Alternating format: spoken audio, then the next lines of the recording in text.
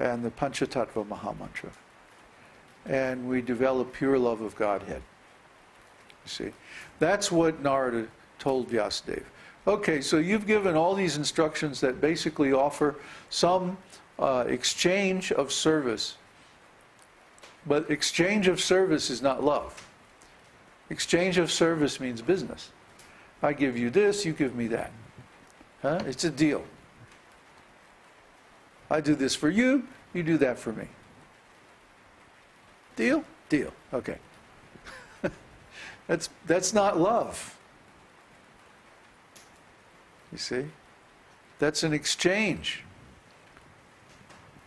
So what Narada said to Vyasadeva is you have to show them the actual platform of devotional love, devotional service. See? Service equals love. If you want to know what is love, then you should do service. Not receive service, give service. If you want to know what is spiritual life, you should give service. Not receive it. Don't take service. Give service. Love is only possible for someone who is already beyond all material miseries and problems. Love is only possible for someone who realizes, I am a spirit soul, I'm eternal. Nothing can happen to me. Nothing can hurt me, nothing can affect me. See? Love is only possible to give.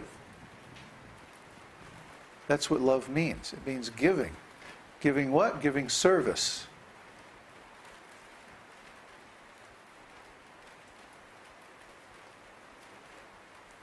So one has to find some service that one can give. That's love. You see? And one has to be pure. Has to be purified. He can't be seeking anything in return, especially anything material. So Vyasadeva said, okay, I will describe this most exalted state of spiritual love. And he went into deep meditation. And he meditated for a long, long time.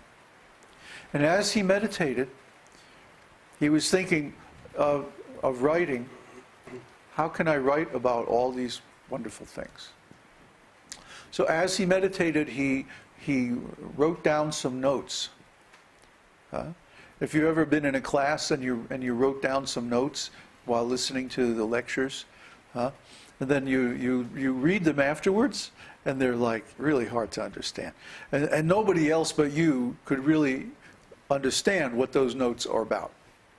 Isn't it? When you take class notes. So similarly, when Vyasadeva was taking notes during his meditation, they were very, very terse, very concise, very laconic.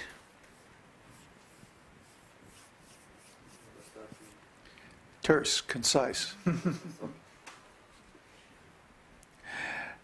Telegraphic. See? When you write a telegram, you use the fewest words possible. So when you write something that's telegraphic, you don't speak so many words. You only write what's necessary. And that's what Vyasadeva did. And this was Vedānta-sūtras. Vedanta means the number of ways to interpret it. Ved can mean knowledge in general, or it can mean the Vedas in particular, specifically the Vedas. And anta can mean the end, the conclusion, or the ultimate.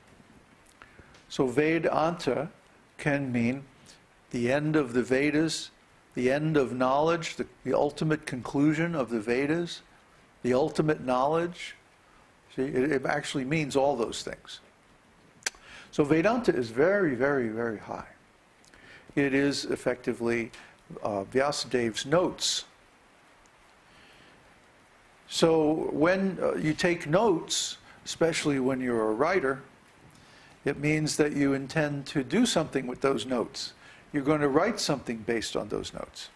And what did Vyasadeva write? Śrīmad-Bhāgavatam. So, to put it the way the Vedic culture expresses it, Śrīmad-Bhāgavatam is the commentary on Vedānta-sūtra.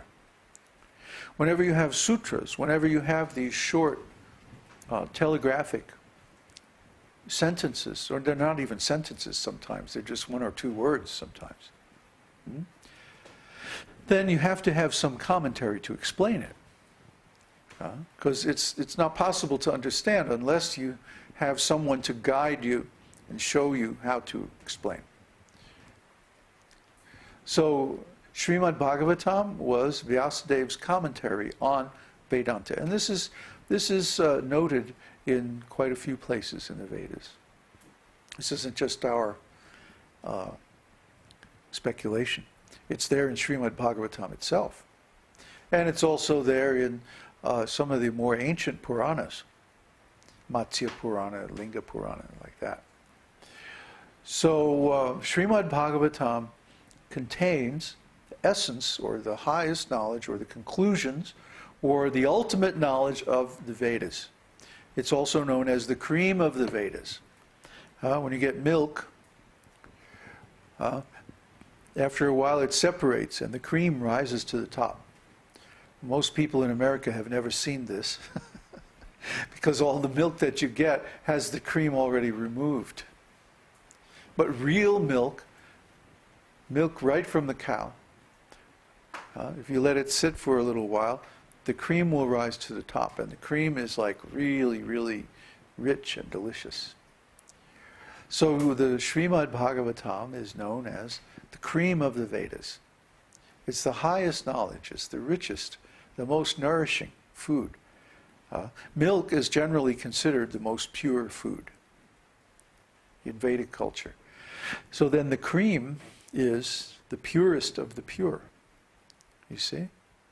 And that's Śrīmad-Bhāgavatam. And then what is Nectar of Devotion? Nectar of Devotion is the ontological analysis of Śrīmad-Bhāgavatam, which is itself a work of ontology.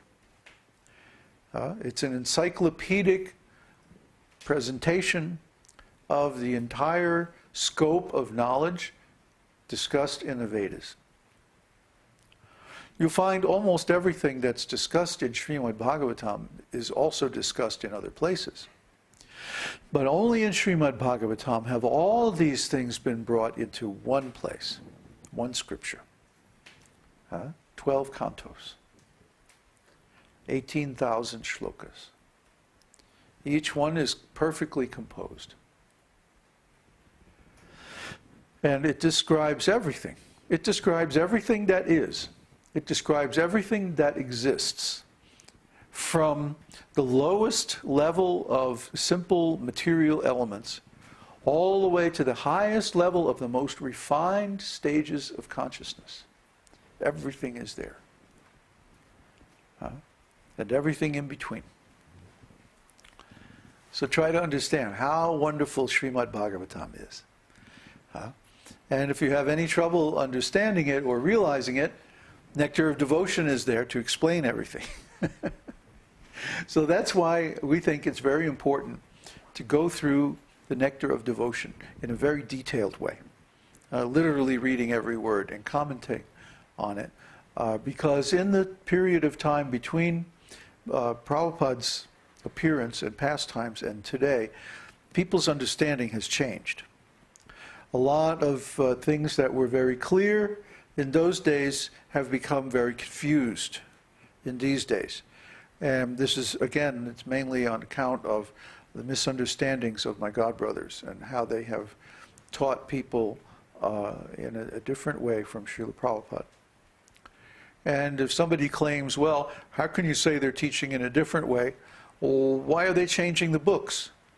If they're not teaching in a different way from Srila Prabhupada, why are they changing his books? They've made literally 10,000 edits to Bhagavad-gītā as it is. Well, why? Well, why did they do that? If they're not changing the teaching, why did they edit Prabhupada's books? Why did they change Bhagavad-gītā? Why did they change Śrīmad-Bhāgavatam, Caitanya-caritāmṛta, Sri Upanishad? All his important books, Brahma Samhita. Huh?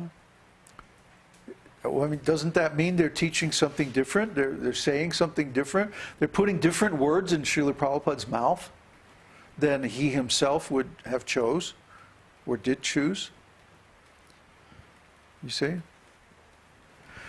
This is a clear indication that they are changing the teachings.